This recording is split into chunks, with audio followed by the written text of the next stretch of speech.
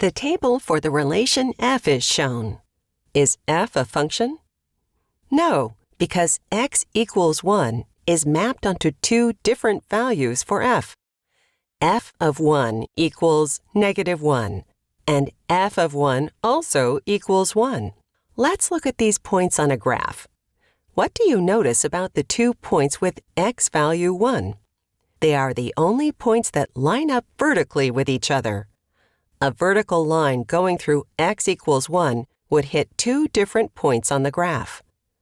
A set of points in a rectangular coordinate system is the graph of a function if every vertical line intersects the graph in at most one point. If any vertical line intersects the graph in more than one point, the graph does not represent a function. If the graph does represent a function, we say it passes the vertical line test. Is this graph a function? Watch as a vertical line goes across the graph. It never touches the graph in more than one place. Yes, because it passes the vertical line test. A line is called a linear function. Is this graph a function? Watch as a vertical line goes across the graph. It touches the graph more than once in several places.